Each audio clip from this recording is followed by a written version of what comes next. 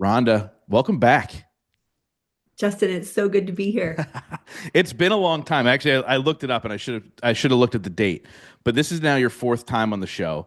The last time you were on was 2019, September 24th, 2019. So we are both older, we are both wiser, and we continue to navigate life. And I always say when I talk about my show, like, hey, if you like the show, subscribe and come on this journey with me because that's what it's been. And you were such a huge part to my journey and my growth and who I've become and who I'm still becoming. And so I'm excited to dive into what life has given you over the last 5 years. How we can all navigate life a little bit better and all the good things in between. But why don't you catch the audience up? Where's Rhonda today? Wow, 2019 to now has been significantly different. Life is significantly different, Yeah, wouldn't the you say? world Yeah. changed.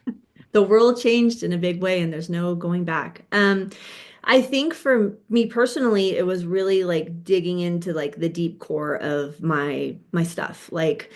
Um, I think the cycle that started in 2008 that ended this last November, for me, it was really like trusting in myself and all the trials and tribulations that I had to go through to learn that I am the one that I can trust and that I can figure it out. And, that's such an essential piece for people because I was trying to fit into all of these different areas of my life with a mask, and we think we can remove the mask, but there's still layers of it and layers of it. So, I think a lot of people that have really done their work this last decade are at this new pivotal point of, okay, so I understand some pieces of my past or my traumas or my things, but like, what's now? What's this time about? What's next? And I think there's a lot of confusion for people. Yeah. And talk a little bit about that cycle that you're talking about that just ended in November and what that means for people and what they should be aware of and what does it mean in this new cycle? So in 2008, for some, a cycle began that was really like the culmination of wounding trauma patterns things. So like some got into the worst relationship of their life. I'm one of those people. And then what I had to go through to do that. And then from that moment, like my life crashed and burned in such a big way. And in 2012, I walked out of all of that and had to reinvent myself and had to like become what I thought I needed to be. And I think the last 5 years of that cycle for me personally were really about not becoming who I thought I wanted, people wanted me to be. It was I needed to be more authentic and more vulnerable and more real with who I Mm. am. But I think that's the thing, right? When the pendulum is in the codependent realm and we're like trying to fit in and we're trying to like step on this new stage and do these new things, right? Like you and I can probably both relate to those stories along the journey. It isn't what makes us feel satisfied. So there's a lot of empty success. I mean, I remember the New Year's Eve of 2019, I put a post up on Facebook and made an incredible amount of money from it, like off of one post. Super proud of myself, and I didn't feel it. I didn't feel any different. There was like there was no celebration in it for me.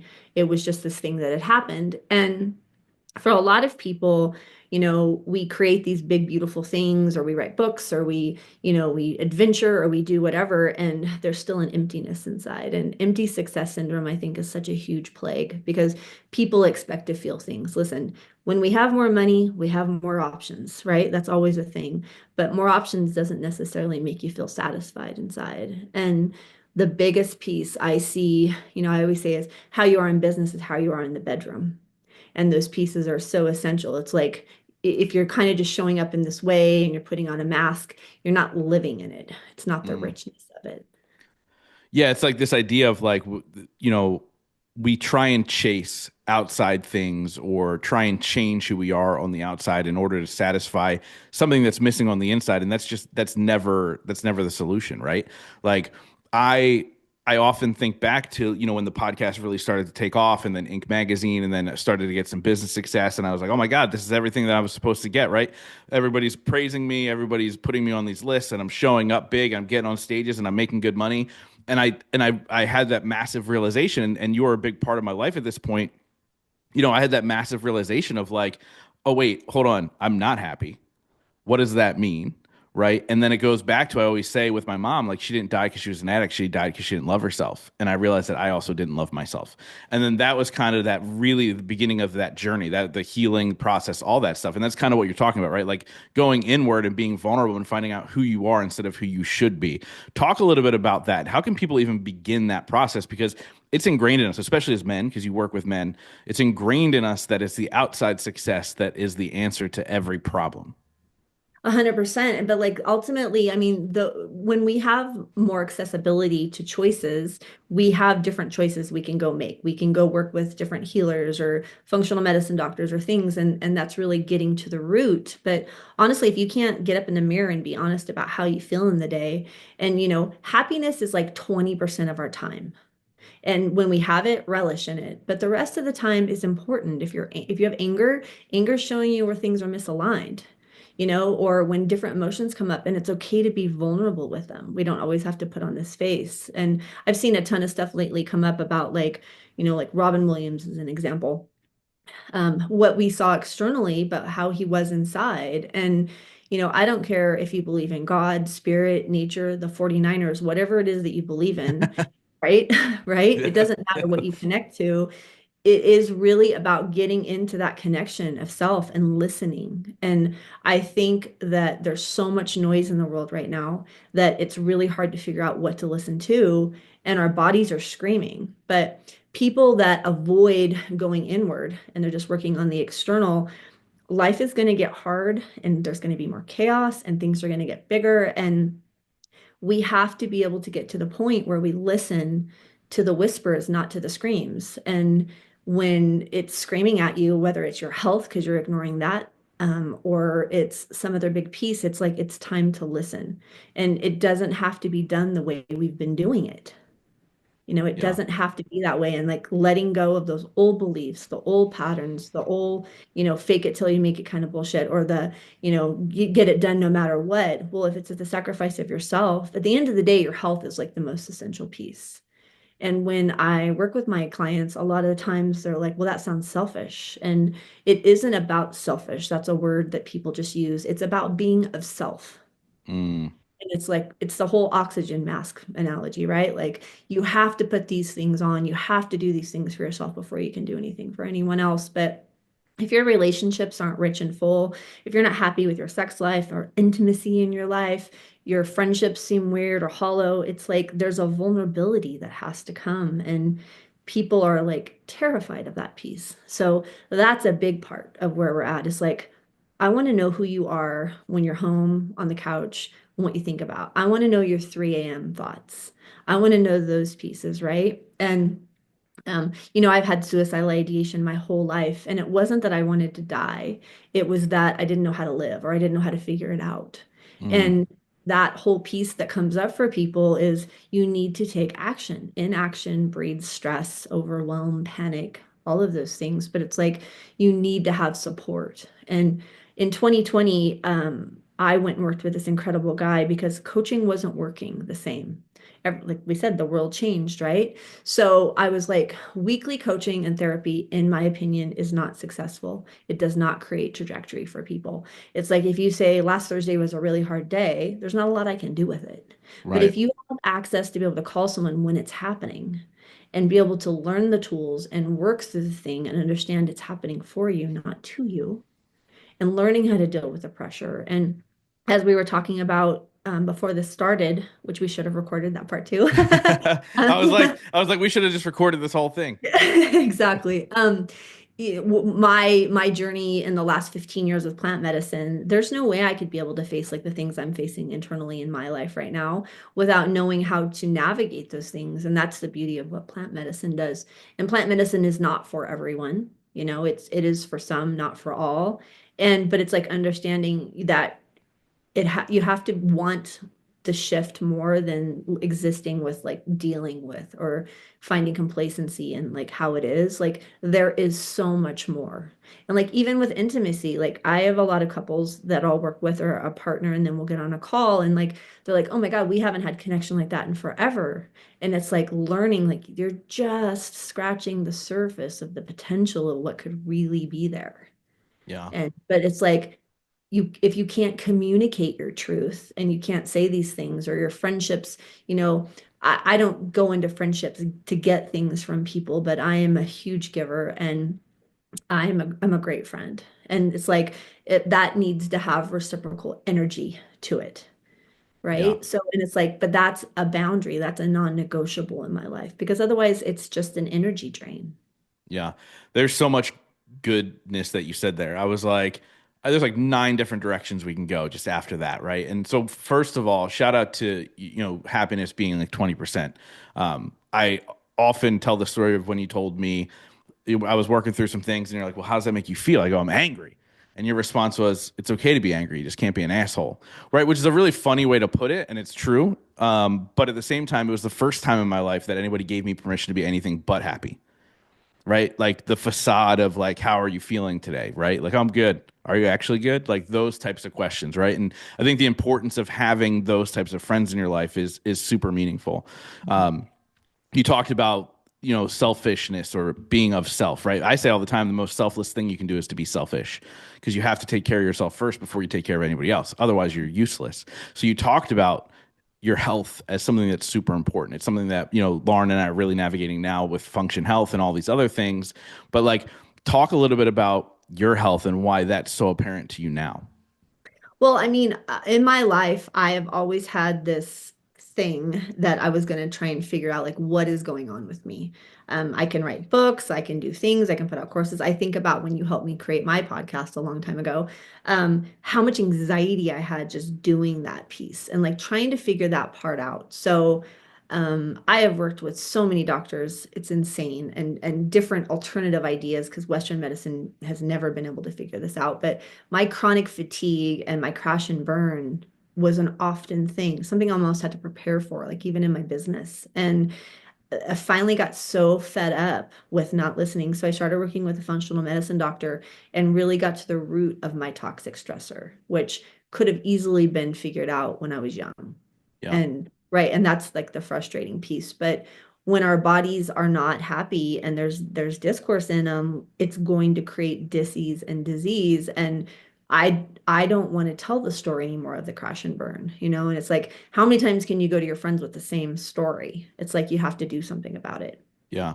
That's, typically what the difference is between like therapy, Western medicine, and then coaching and functional medicine is like you can't keep telling the same story. It's like we have to figure out why. So there are so many great functional medicine doctors out there and different people that are doing different things and looking at it. I had a lab draw done last year and it all came back in normal range. And I was super disappointed because my Western medicine doctor would have said, "Oh, you're in the normal range." Well, then Yeah. Like, what's you're wrong? good. Yeah. And then this functional medicine doctor was like, "You're not. Like, if we actually dive in and look at this, like, this is a thing, this is a thing, but this isn't enough information. Let's do more testing, let's do more labs." And finally getting to the point where, like, coming to the root. And that's really the essential piece this last decade has been about getting to the root cause, right? But once you have the information, then you're like, then what? Yeah. And then what, right? And it's like, we are getting more wise in our years. And like, I want to live with vitality and I want to live with these parts, but there's so much bad science out there. And, science isn't all bad, but there's so much stuff that isn't accurate. And it's the time to have integrity and stand up and have conviction and say, like, this doesn't feel right. There's a reason why, right? I've worked with women, and this could be controversial for some, but who had their child vaccinated. And this one woman in particular, she's like, my son never ever looked at me ever again. And she, her anger, her feelings, her emotion about she was going to be a mother with him and have to raise him forever.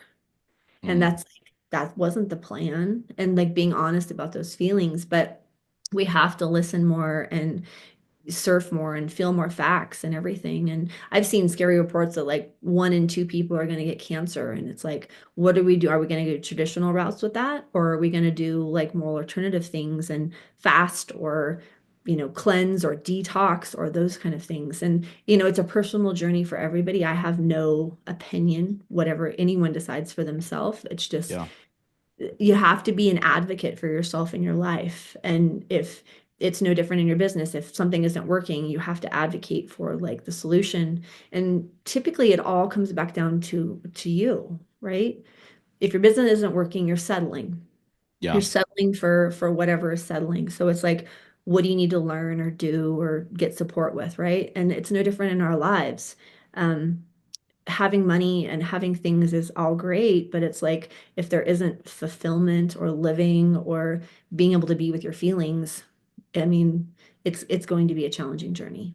Yeah, it's so true, and it's funny because like, oh, this could be controversial. There's a trend on social media now, which is we listen and we don't judge, right? Like, I think that the world needs to hear this trend on a deeper level, because there are other options, and not everybody's gonna, agree with you or have your thoughts or whatever, right? And we hope that RFK Jr. is sworn in today. That's what we're hoping for. Yep. But with all that being said, like there are other options. I have friends who had cancer who did there's a doctor in Germany who's like, no, you do this raw foods diet, right? And juice and do all these and cleanse. And it literally got the cancer out of his body because it's proven this is not up for debate. Sugar and the chemicals Sure. that are in our food are the things that drive the cancer, right? We all have cancer in our body at any given time. It's whether it's attacking you or not. That's the question, right? And it's just so absolutely crazy, like to not be curious. And something I've really been saying a lot lately is curiosity is a superpower. Whether that's you in, a heated conversation with somebody, or you having a friend who thinks differently than you, or curiosity about yourself. Like, why do I feel that way? Why is it that I think this about that thing? Why do I feel that way? Why am I reacting to that thing because of that? Whatever, right? Curiosity is such a superpower, which is why being open to all these options is a really good thing. So you talked about, this fatigue and everything. You go to a function. I can't talk today. Functional. Yep. That's okay. Functional medicine doctor. Talk a little bit about what they kind of found for you and that aha moment for you to begin the healing process. So yeah, I have a chronic stressor. I've had a chronic stressor. So, just like when I launched my podcast, when I wrote my book, I had like 3 weeks where I had a breakdown, if you want to call it that. But it's like my I body, remember. yeah, could not handle anymore. And then, trying to figure out how to pull myself out of that in time to launch the book, right? So all of these things. So it turns out that I have had Lyme. I have like many different versions of it. And had I known that as a little kid, always complaining about being tired, all of these things, though we were talking before, like the trajectory of my life would have been substantially different. But it doesn't matter. The information comes when it comes. Like we said, you can only look in the rearview mirror for a second and be like, okay, well, I have now, right? And I have my future. So that was a big piece. They also found SIBO, which a lot of people have intestinal issues, and the gut is such a big essential piece. And obviously, adrenal fatigue, which I can probably say that most entrepreneurs have in their own ways, right? So, working on the protocol for that and really understanding when the body has disease or dis-ease. There are bacterias and parasites and creatures that come to try and help offset that. So it's like Lyme isn't my issue. My body's offset is the issue, right? So Mm, getting the body back into optimal health and go through my die-off process, go through these pieces and but getting to the root. And for me, it was like I finally had an answer. And for those who didn't want to listen or were tired of hearing me say the same thing about chronically being tired, I could sleep 9 hours and wake up tired. mm. So I had the justification that I wasn't crazy or that it wasn't all in my head or all that stuff because trying so hard for so long can be arduous. It can be, it's a testament like I want to figure out what this is. And the people in my life that didn't want to support that and still think that that was incorrect, it's not for them. This is for me. And like Mm. this is my life and how I decide I want to wake up and how I decide I want to feel is really up to me. Yeah, it's so true, right? And defined what is, your happiness, so to say, right? Like I know you work with successful men who reach the point that they thought they always wanted, and all of a sudden they go, wait, hold on, I have everything I was hoping for, and now I feel empty, and even worse than I did before while I was chasing, right? Talk a little bit about the importance of like what you're doing now, which is that in inner work, right? Because the outside doesn't fix it. What can somebody do to begin that healing process? And I know you talk about plant medicine and all these other things. What's a good way to start the process if you're not feeling fulfilled, if you don't love what you've built for yourself, all that stuff? Well, you have to decide a course of action. And like, I don't think in a lot of ways that any course is wrong. So no road is wrong. It's all going to eventually take you to the same place. But there's a lot of learning that can happen. But I think for people like really paying attention to the fact that like, I'm not this is not fulfilling. This is not life. This is not, that empty success part. My relationship isn't happy. I'm not happy. My children don't like me. I don't really care. And no matter what you do, no golf game, no adventure, no trip, like none of it, like you're not in it, right? So the piece is really recognizing first that that's what's happening. And then understanding that like you need support to walk through it. And this last year, I started working with men for the year. And it was a year of us together. And my coaching isn't weekly. My coaching is on the spot when people need it. So I'm very specific about the amount of clients I take in. But then through the journey, there's a point where like the mind or the ego won't let us go past. And that's the beauty of plant medicine, which we've been running retreats for 13 years. We have a school where we teach it to advanced healers and doctors, nurses, that plant medicine takes us over the edge of what we would allow, and then it brings us back. And in that space, there's room for new knowledge, new wisdom, new thought, new space inside to think differently.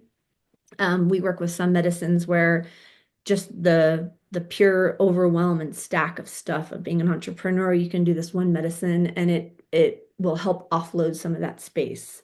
And I am always of the school of thought that less medicine is better. We don't need to do these absolutely insane ceremonies all the time to get results. So there's ways to help tweak the body. And I don't believe it's a long-term, lifelong thing you have to do. Some people come in one time. Some people come once a year. Some people come every time, right? And then they find their spot. But I have watched incredible men come in who, perhaps didn't grow up with a father or didn't do these things, like really step into being their king. And kings are amazing to work with because it's like you figured some things out, you know how to push, but it's then turning it on the inside and learning how to be vulnerable in the process. But and having me in your back pocket is not a terrible thing. Knowing that you can call is like, I can't help support something if you're like, last Thursday was a really hard day. That's great. We can talk about it, but we're not in the moment and in the information. And I always say, when life happens, hard things, challenging things, good things, it's like a wave comes through us. And it's meant to drop off information and then move on to someone Yeah. else or out into the ethers. And if we don't know how to process that information, we can be a big dick, we can we can be aggressive, we can resist it and keep pushing it back and it stays longer and stays longer. So the more quickly we can get to the truth. So I would say come to the truth faster in every situation. So like you're feeling angry or you're feeling something in a day, if you would take 5 to 15 minutes to actually sit down or lay down and be like, okay, what is happening? And let that wave drop off the knowledge. There might be Mm. emotion that comes from it, there might be something, and then move it on. But if you have support in the moment to do it and kind of dissect it and like figure out what's true for you and then what's really true about it, it's a pivotal thing. It's transformation like that. Yeah, and it's true. Having you in your back pocket, it's like a superpower, right? Like, and I can attest to that. The crazy thing about working with you, by the way, I've never done plant medicine. It terrifies me. But I've worked with her in the other way. But like the craziest thing about you is like when I was going through shit and I didn't want to reach out to you, you knew. Like all of a sudden I'd get a text. Hey, call me. Hey, you want to hop on a call? Like Yep. you just knew and it's really true, right? I am a proponent for therapy. I think people should go through it. But there's also because I paired you with a therapist at the same time, right? And it was like one of those like really good things because sometimes you need it right then and there. Mhm. Like I would not be a good coach like that because if you call me without telling me you're calling me, if it's not scheduled, I don't answer. So that's not that's not my jam. But like, it's such a powerful tool to be open to that type of coaching. And I always found it funny when I tell people that my coach was a woman, they'd be like, "Your coach is a woman?" Like, do you get that? Do you get that a lot? Like people being like, "Oh, why do you work with men?" That's weird. Like I never thought it to be weird. I mean, I don't find it to be weird, but I do know that like sometimes when you work with a man and we're trying to get to the nitty gritty, there is a competitive nature in that. There is a having to prove yourself nature when you're working with a man. And like the group that I'm finishing with from last year, like I'm not going to judge you for being really honest and open about that part. And sometimes we need to hear the woman's perspective or a feminine perspective. Um, I'm not super duper feminine woman. It's like I think I resonate more with the masculine energy, Yeah. but it's a safe place and like for us to really dissect it. And I broke the first rule, cardinal rule of coaching, which is don't become friends with your client. I'm friends with all of my clients. Like it's just we're part of the cosmic family at this point. But having somebody that's vulnerable that can understand and go through those things. But if you're working with a coach that really hasn't done like had a really challenging life or sat in some really shitty situations, I could sit on a park bench with pretty much anybody and have something relatable in my life, you know? So I think that's a piece is I know how to navigate the dark. I actually know it way better than I understand the light. Yeah. So it's just kind of where I'm at. My father always says, can you really handle all of these people calling you all the time with these really big things, right? Like, how do you do that? He also says the same thing about plant medicine. He's like, so people come, sometimes you burn them, sometimes they throw up, sometimes like whatever, don't trust a fart. And he's That's like, what and I'm people worried really about. no, right? Well, we always have a plan. But it's also that vulnerability of like what it's like. So when I'm working with a client for the year and they're coming into a plant medicine ceremony, or for some who don't want to do plant medicine, we have so many other modalities we're doing, right? So, family constellation, I say equally can do a lot of the same things ayahuasca can do, right? So it doesn't necessarily have to be that big of a thing, right? So there's a lot of ways to, I don't like to use the term biohack. There's a lot of ways to learn how to sit with what is true. And it doesn't necessarily have to be, one of our exceptional weekends. I feel like we've really created the gold standard in plant medicine and ceremonies because we do like a prep week of for a prep group of 4 weeks. So we get you to know each other. How are you Yeah. supposed to sit next to somebody and have one of the most existential experiences of your life if you don't know something about them, right? So that piece I think is integral. And then the prep coaching is essential. And then the weekends are obviously amazing in anything we do, but the most important part is the integration. How am I going to take what just shifted in me and apply it into my life?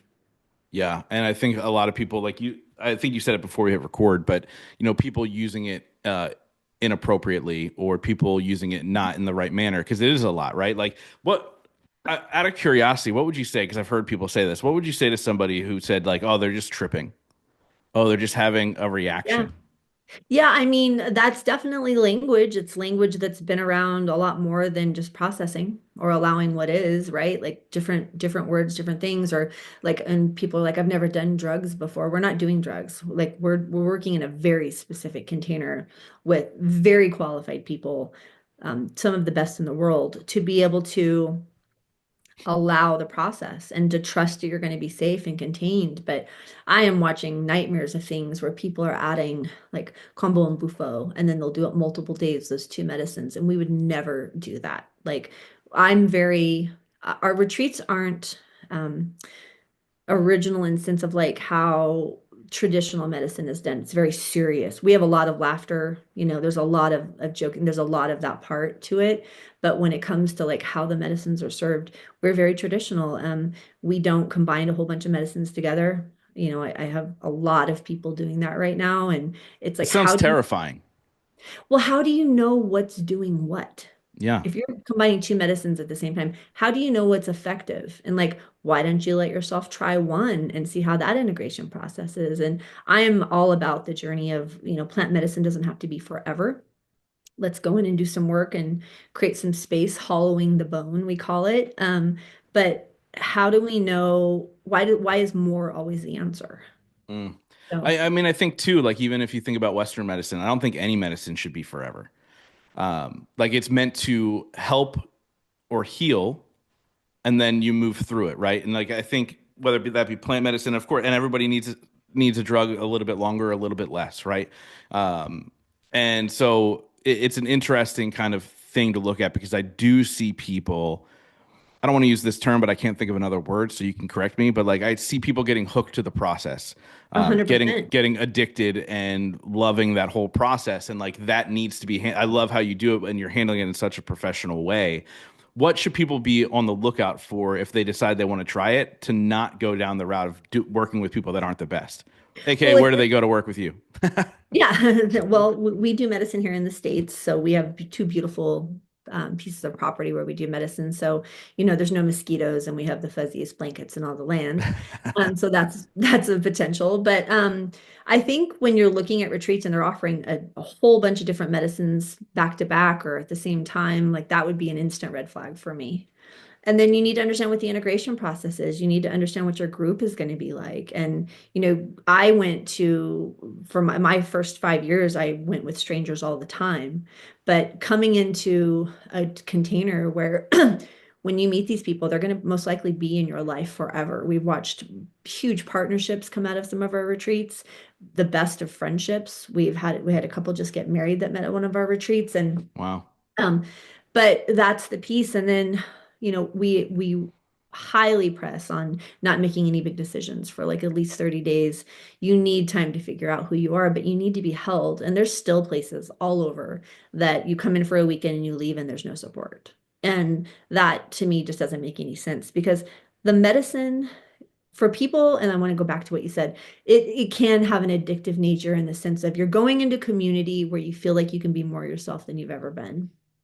And then you feel so good afterward, or these things are like so incredible. And I know that's how it was at the beginning of my stage. And you yearn for that feeling. So it's like you want to just keep going back. And we have people that pop into our weekends that have sat with us for years that don't sit in the medicine anymore. They just want to be in the community. Mm, But if you're not integrating your experience, if you're not taking the time to really pull it apart and give yourself the space to integrate it, then it is tripping. It is just like a hit. It is just like the next thing, right? And it's like that's how the work really needs to happen. And I have people that come in every time, which still always blows my mind when they sign up again. I have people that come in once a year, which that once or twice a year, that seems to be super supportive for them because they're doing the work afterward. right. They're being what is, they're bringing it back into their business, their lives, their relationships. So it's really figuring that piece out, but there's a lot of ways to start small, and maybe stay small. Yeah, and Yeah. the whole hero dose and the things I see people do online, like great if you want to blow out your nervous system. And to be totally honest with you guys, I've done plant medicine. I've done Aya close to 40 times. 40, I have done it 40 times. And I completely blew out my nervous system. And I did not know how to listen. And I was like a 3 cup warrior. And like I would try and keep up with these people. And that just isn't who I am. And finally to the point where I don't sit with those medicines. I think one still medicine, but I don't sit with those other medicines anymore. And the whole point is to realize you are the medicine. Yeah. You are the medicine. But it's like learning how to listen to your thoughts and knowing how to take action with them and cutting out the noise so life doesn't have to scream at you to get your attention. Yeah, so I mean, I like the concept and the way that's worded to be like, the plant medicine allows you to see that you are actually the person that needs to heal you, but it gives you the opportunity to stop the noise, right? And we're living in a world now where there's constant noise through social media and people yelling at each other over things, and we're just constantly being pulled and distracted in different ways. To give yourself a moment, right? To be able to hear yourself. Like, I think that's super powerful. That's super, super powerful. So how do people get more information about how do men, I should say, get more information on how to work with you? Is there a website? What's all the good stuff? Yeah, so I mean, our retreats are both men and women, so we definitely do that, and we have support for women. But for men specifically looking to come, the best thing to do is follow me at Cosmic Smiths on Instagram, and then the Smith of Kings page is really going to be about that fundamental piece. So those are the two best ways to get in touch with me. Remember, discretion is key. We don't need to be posting crazy stuff. Just ask for a call or ask if we can connect. That's the best way to do it. Um, but plant medicine is like, especially for the one-time warrior, it's like a software download. You remember how to do it. You Mm. remember that you can do these things. You remember that, wow, like I have all this access. And I'll just share this one piece. When I was in like my third ceremony, the medicine showed me a dream that I had when I was a kid. And I remember the dream. I remember getting up that day, and it was like these rainbow tiki people kind of going around in a circle, and two would jump up and share, and then they would go down and spin, and then two other colors would pop up. And she was like, I gave you this medicine when you were a kid. I gave you this dream when you were a child. And like some of the medicines we actually create inside of our body, not most, but some. Mm. And that is, we really are the medicine, but sometimes we just need a reminder of how to do it. Yeah, that's interesting. One thing, and actually, people are listening to this episode going, Justin, back to back, you're talking about plant medicine on your show. Like Paul Hutchinson from the Sound of Freedom guy was last week on the show, and he essentially was like, your brain becomes malleable again on this drug, and that's Mhm. why the support afterwards is so important. Because if you have this malleable brain for the next 30 days, and you're just yeah, yes to everything, right? You're now reprogramming your brain for negative. But that's so powerful in itself because our brain stops being malleable at like 14. Mhm. So it gives you an opportunity to go, okay, I can absolutely learn, remember, and absorb new things again. Especially because as we get older, and I'm noticing this more and more, you forget so much. You forget so much. Like it's just like how I just met somebody 5 minutes ago. What was her name? Right, like those simple little things, right, and They to are. allow yourself to do it. So I do want to touch on this quick. Not, it doesn't need to be quick. I don't know why I said quick. But you like you said, you work with kings, right? The problem with most kings that I know is that they're afraid of vulnerability. They're afraid to open up. They're afraid to be true, not only to the people around them, but even to themselves. Right. How does somebody begin? Like I've been fortunate enough that I was a mama's boy. I've been vulnerable my whole life. I'm willing to talk about my feelings and my emotions. Like I feel like it's been a superpower for me most of my life. How can somebody begin the process of being vulnerable? Because it can be scary. It can be, and it's typically the most challenging with the people that are closest to us. So having somebody that doesn't have any essential like say of your life. You don't pay bills with them.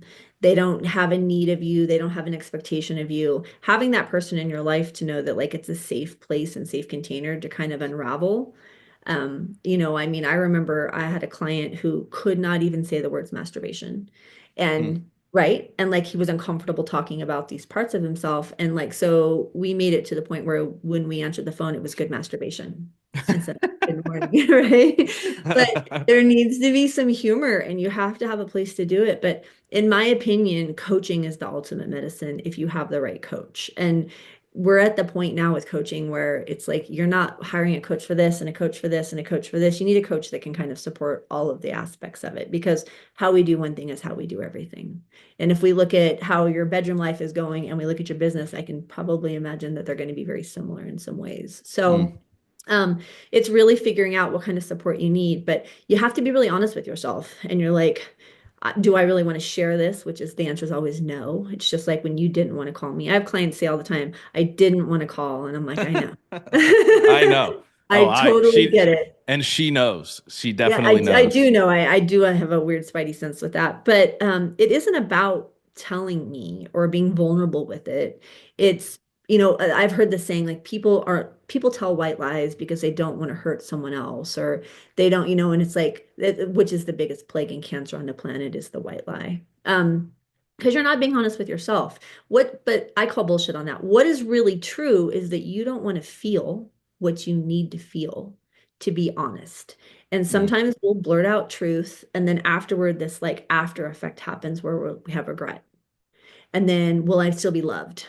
Or am I going to be judged? Or is this too crazy? And I could use an LP on you and say, and 7 or 8 times after doing that, it's not going to feel as hard, right? And it could be 10 for some or 4 for some, but it it's learning how to sit with that feeling afterward that is really the essential piece. And like your mind's going to go down the rabbit hole and the self-esteem and that's where, confidence and conviction are very different. Confidence you have at times and when you don't have at times you're a piece of shit or you're whatever, right? Mm. But when you have conviction with truths and it's what you know to be true in your life or what you feel about it, the more conviction we have. But when our pendulum is swung too far the other way, where we're putting on the mask and we're like agreeable and we're kind of showing up, but we're not really showing up because we don't want people to see who we are.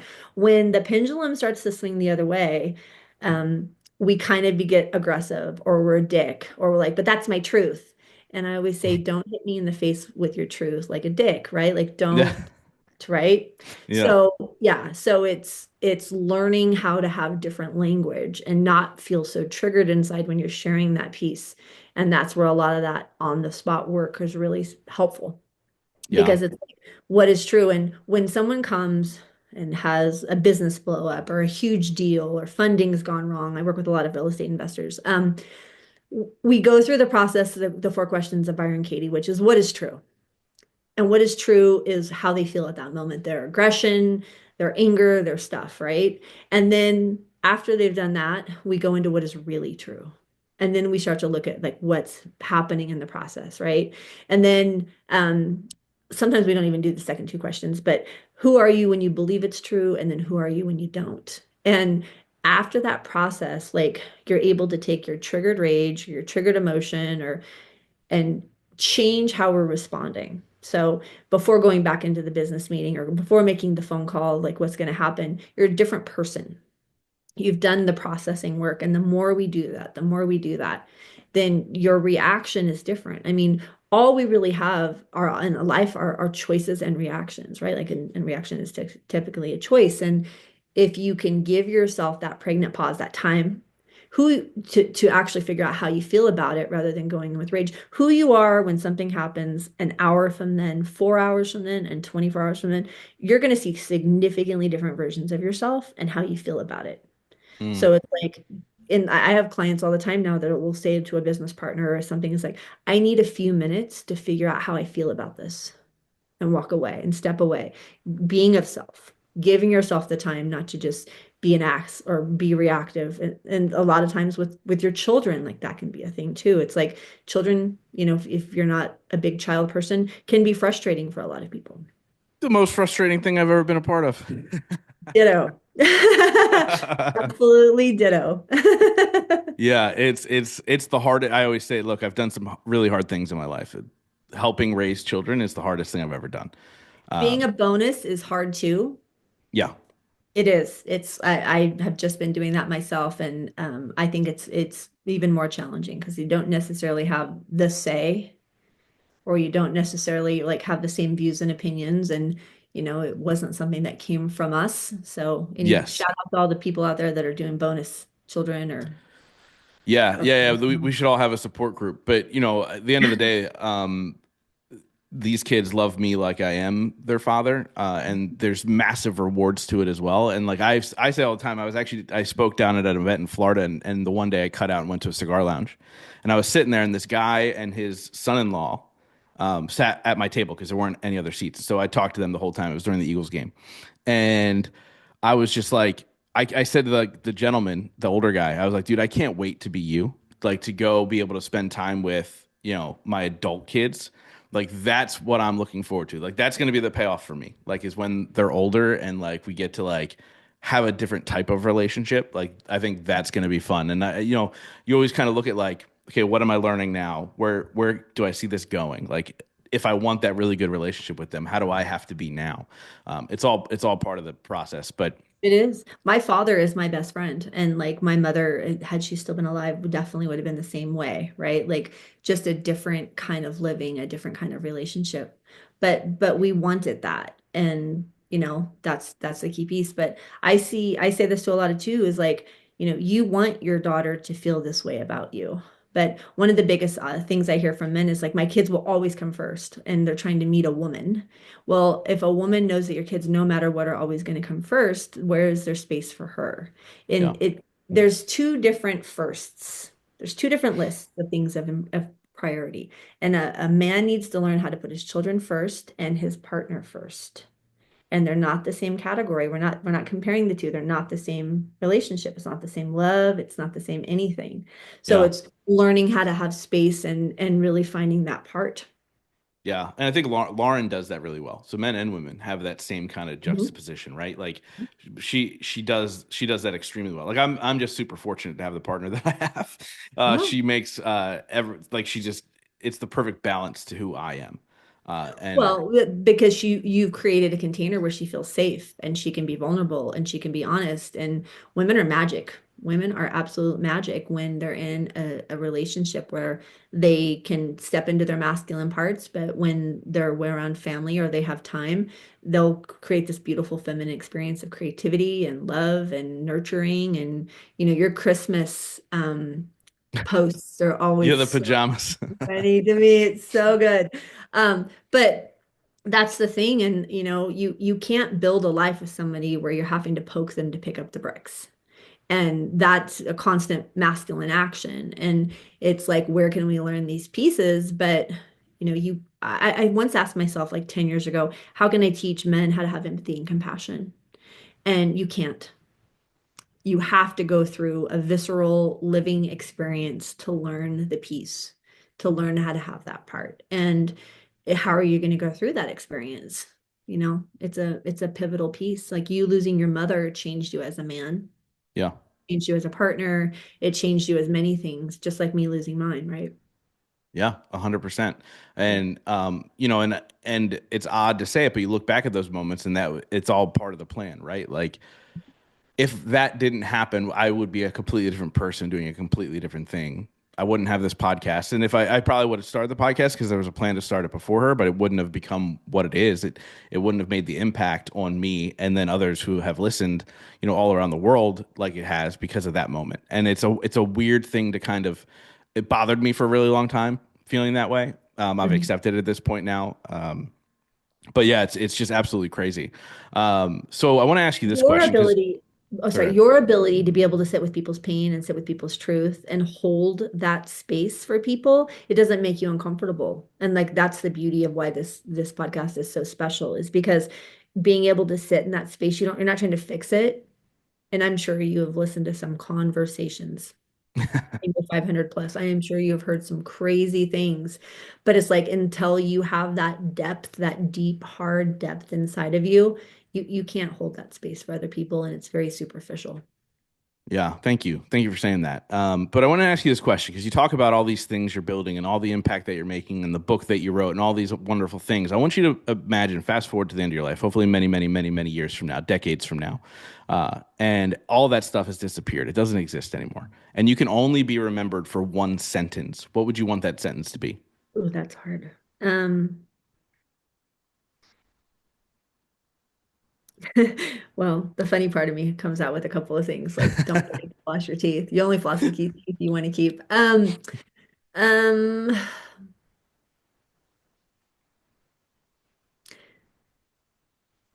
just show up and be who you are, be naked and learn how to feel what that means and let the people that are supposed to be in your life be there. Like we don't need another version of you trying to be someone else. Mm, We need you to be the most you. Like I don't care what books you've read. I don't care what shit you've done. I don't care what courses you've learned. I want to know what you know. love that. Just so you know, I've never gone through an online course. So that's there's none of that in this brain. My ADD self cannot sit through those things, even if it's Uh-huh. 2 minute videos at a time. A lot Uh, changed in 2020 and people don't learn the same. It's true. It's true. I love reading, but like the whole idea of sitting and watching these online courses, I'm like, I'm good. We're not doing this. So I wrap up every single interview with the same question. As you know, you've heard it 3 different times. We'll see if it's changed. I should have went back and listened, but I didn't. But before we get there, again, how do people? I know we already said it, but let's do it again. How do people find So you? How do they work with you? my website is cosmicsmith.com. My Instagram page is Cosmic Smiths. And then my other new Instagram page is The Smith of Kings. You can definitely reach me at any of those places. If you reach me on social, you're going to get a response much quicker. But if you're looking for somebody to walk with a year, or we can even do 6 months if that's more preferable for you. If you're really looking to make this year like a life-changing year, reach out. We can do a call and see if it's a good fit. I'm definitely not for everyone. I am a straight shooter. I'm going to tell you how it is. I do it with a lot of love, but you don't need another paid friend in your life. You need someone to like see your holes and see what's going on and call you on your bullshit. Yeah, I talk now about the five people you need in your life, which is like the cheerleader, the bruiser. You're a bruiser through and through. I'm a bruiser, like because I'm not here for BS. But what I found is my favorite people on this planet are bruisers. So thank you for being a bruiser. Thank you for being It's here. Thank needed, and by the way, they're the best coaches. I'm just saying, it's true. But you don't always love it, but it's something that you need to hear, right? And as you know, I wrap up every single interview with the same question, and that is: in your life, what has been your biggest moment of growth? you. Hmm. Well, I think it's been learning how to trust myself, which has been my whole life, right? It was like no course, no person, no thing, no partner, no family can do that thing for you. And it's like for me, finally owning that I trust myself. I love it. Rhonda, thank you so much for coming back on the show and sharing your most recent journeys with my audience. Guys, make sure you go check her out. If you are in need of her services, I highly recommend. I can't recommend it enough. But Rhonda, thank you so much. Thank you so very much for having me on the show.